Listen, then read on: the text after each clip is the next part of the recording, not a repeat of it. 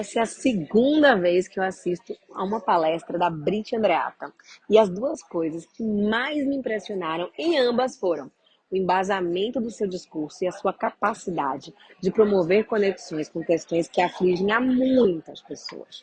Para falar sobre propósito, os primeiros minutos da palestra foram dedicados a contextualizar o tema, considerando um mundo que vive uma pandemia, ou seja, uma experiência que está todo mundo vivenciando ao mesmo tempo, mas não da mesma maneira. Por isso, além de pesquisas, ela trouxe muitas notícias que ressaltam o quanto o propósito e o significado se tornaram temas urgentes nos dias atuais. As pessoas estão trocando seus empregos para ganhar menos se isso lhes trouxer mais felicidade e mais conexão, se elas enxergarem significado naquilo que elas estão fazendo. A tal da The Great Resignation, ou a grande renúncia, é um tema que assombra as empresas e atualmente já se fala inclusive de Forever Resignation, ou seja, o mundo não será o mesmo e as pessoas vão continuar se apegando a essa questão de encontrar significado naquilo que fazem. Essa é uma realidade na geração Y e está ainda mais presente na geração Z. Segundo o Brit, foram 4 os fatores que impulsionaram a busca pelo propósito.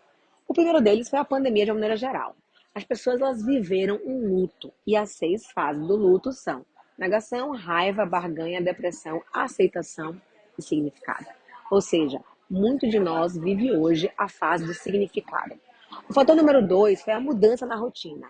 Nas rotinas provocadas pelo trabalho remoto, pelo estudo remoto, né, pelas relações, afetaram as nossas rotinas de conexões. As pessoas estão revisitando sua identidade, se perguntando mais: quem sou eu na fila da vacina? Quem são as pessoas que eu quero no meu círculo seguro? Quem são as pessoas com as quais eu vou dividir a minha vida? O fator número 3 foi o burnout.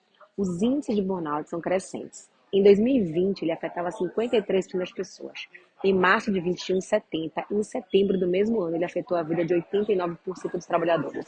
Ou seja, provavelmente você viveu o burnout ou está vivenciando ele neste exato momento.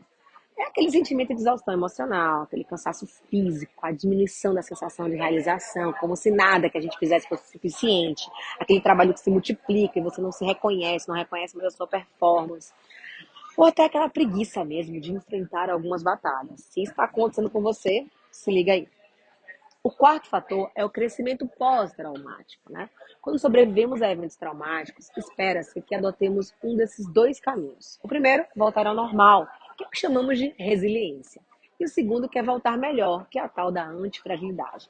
E esse processo de crescimento pessoal, ele significa uma maior valorização da vida, o aprofundamento dos relacionamentos, o aumento da compaixão e do altruísmo, novas possibilidades de propósito na vida e uma maior consciência e utilização dos talentos, além, é claro, do desenvolvimento espiritual e do crescimento criativo. Nas organizações, isso significa refletir sobre os impactos do trauma e o que podemos aprender com essa experiência. Identificar qual que é o nosso novo modus operandi, enxergar as oportunidades de reinvenção e reconectar pessoas e valores.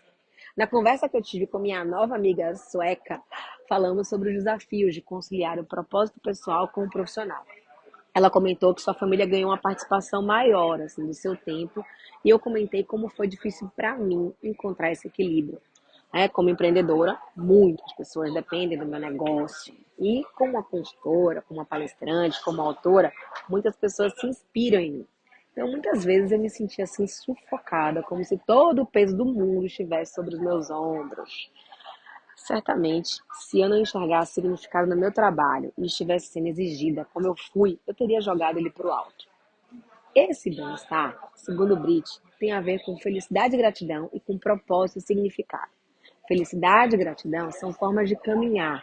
Significado é o porquê continuar caminhando e propósito é a direção, é para onde estamos indo.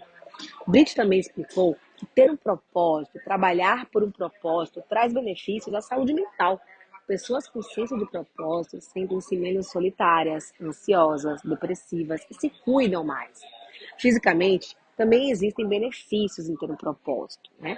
Reduz o tempo de hospitalização, a probabilidade de doenças cardiovasculares, risco de ataques cardíacos e por aí vai. Ter um propósito é bom para as pessoas e também para as organizações. Elas se tornam mais resilientes, possuem maior saúde organizacional, aumentam o engajamento de pessoas e a sua vontade de permanecer trabalhando ali. Eu confesso que para mim tudo isso parece óbvio. Eu tenho um propósito forte, fundei uma empresa com um propósito forte e me juntei a uma empresa com um propósito forte. Trabalhando com educação, com desenvolvimento humano e com transformação, tudo isso parece muito fácil. Mas, conversando com a minha amiga sueca, que trabalha numa empresa que fabrica caminhões, eu pude perceber o quão desafiador é ajudar pessoas de diversas áreas a encontrar o seu propósito e a conectá-lo, de alguma forma, ao propósito da organização. Isso, inclusive, me fez lembrar da palestra de ontem, né? Quando o palestrante sugeriu que, para praticar a empatia, a gente avaliasse o quanto somos afortunados. Aí a gente diminui a régua. Para finalizar, a Brit compartilhou 6 estratégias para criar o senso de propósito nas organizações. Bora lá. Ajude seus colaboradores a encontrar o seu propósito. Identifique e comunique o propósito da sua organização, ressaltando o impacto positivo que ele tem no mundo.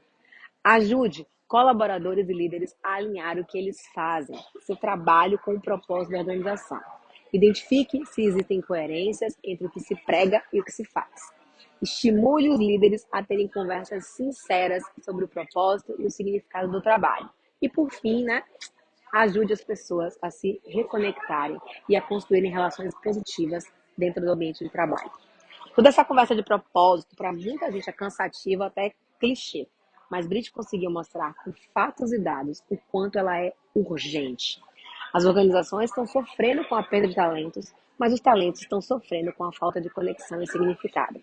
Por outro lado, tem um volume gigante de gente que está aí no meio do caminho. O trabalho ele ocupa um terço da nossa vida. Por isso, dar significado, ajudar as pessoas a encontrar significado, faz toda a diferença, tanto para as organizações e principalmente para os indivíduos. É preciso lembrar que as empresas não são formadas por pessoas, as empresas são as pessoas. Até mais!